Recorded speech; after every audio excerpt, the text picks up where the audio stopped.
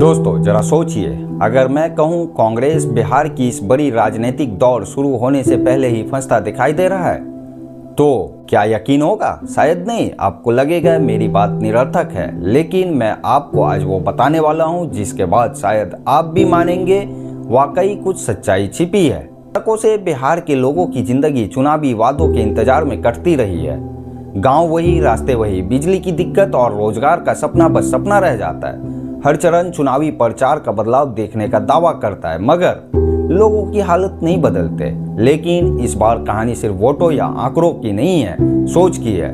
मैं हूं इकबाल। आज बताने जा रहा हूं कांग्रेस, आरजेडी और पूरे गठबंधन किस तरह जनता के दिलों से दूर हो चुका है। साथ ही नीतीश कुमार अपनी कमजोरी के बावजूद किस तरह राजनीतिक अनुभव के सबसे माहिर खिलाड़ी बने हुए हैं। शुरू करते हैं उस चर्चा से जो गली गली, चौपाल दर चौपाल, चाय की दुकान तक फैली है। किसका पलड़ा भारी है? लोग कहते हैं मुकाबला हास्यास्पद रूप ले चुका है, लेकिन असलियत कुछ और है।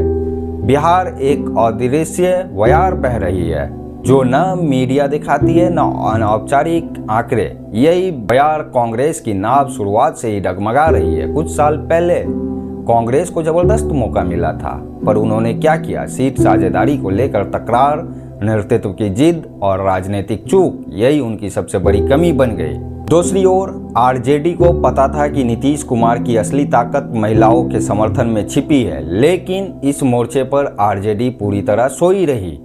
तेजस्वी यादव ने रोजगार की बात की, मगर गांव की महिलाओं, मेहनतकशों और किसानों से खालिश संवाद नहीं किया। ये वही लोग हैं जिन्होंने कभी लालू को अपना रहनुमा समझा था। नीतीश कुमार 20 साल की सत्ता में जो नाजुक जुड़ाव बनाया है वो पुर्जा में नहीं, जनमानस में महसूस होता है। गांव गांव की महिला, शराबबंदी का असर, बच्चों की पढ़ाई की उम्मीद, साइकिल की चमक आज भी नीतीश का नाम सुनकर आत्मीयता महसूस करती है। यहीं पर विपक्ष की सबसे बड़ी कमजोरी उजागर होती है। अब देखिए राहुल गांधी क्या कर सकते थे? सवाल बड़ा है। बिहार में उनकी भूमिका छोटी नहीं थी, मगर जब जोश की जरूरत थी, इंडिया गठबंधन का झंडा हर क्षेत्र में चाहिए था, राहुल गांधी वतन से दूर रहे।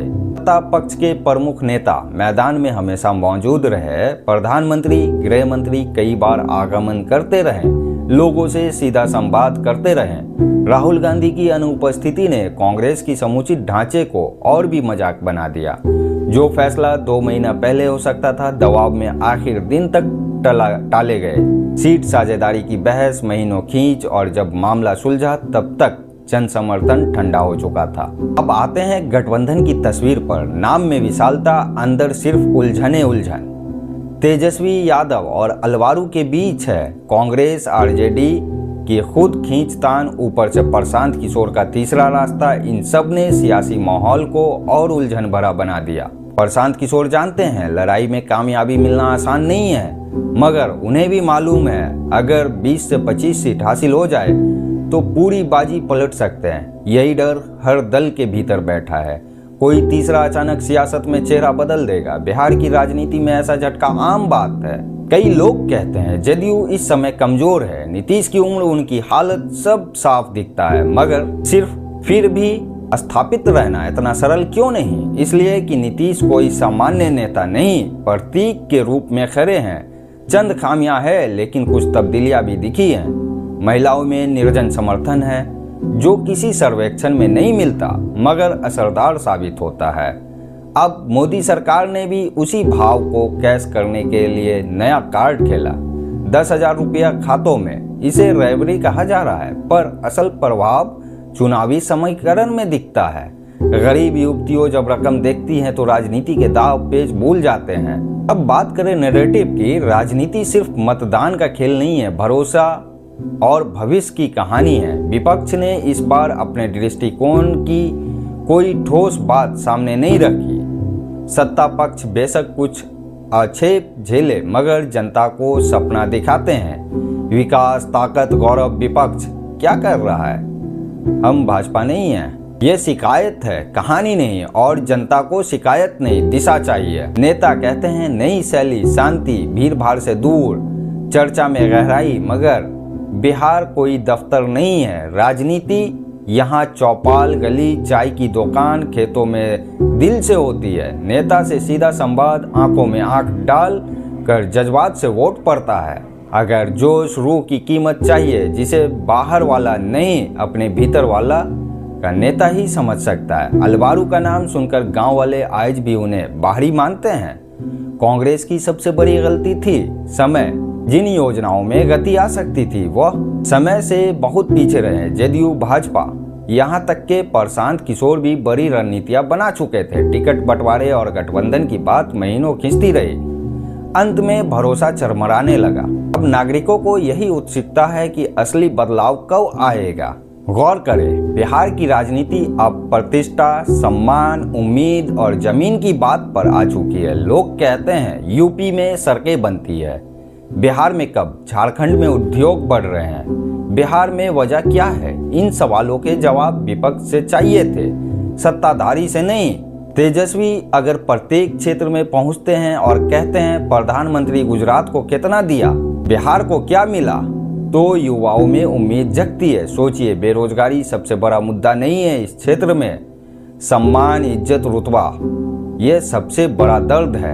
जिस प्रदेश से देश को प्रशासनिक अधिकारी, डॉक्टर, इंजीनियर मिले, वहाँ के बच्चे दिल्ली, मुंबई की गलियों में मेहनत मजदूरी को मजबूर हैं। विपक्ष को ये दर्द अपने केंद्र बिंदु बनाने चाहिए थे, जो ना हो सका।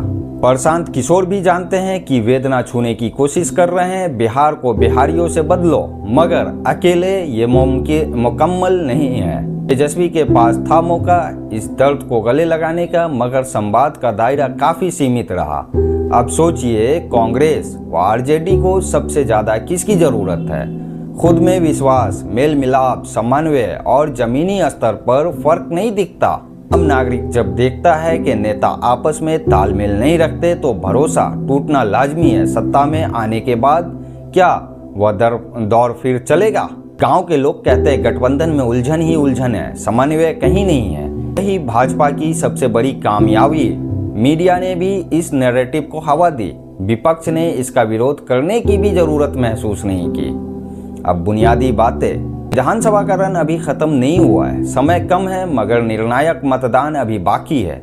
बिहार की सियासत में परिणाम बार बार अंतिम सप्ताह में बदलते देखे गए हैं। अगर गठबंधन को बदलाव चाहिए तो आखिर 10 दिनों में समीकरण बदल सकते हैं। कैसे? 3 अहम काम करके।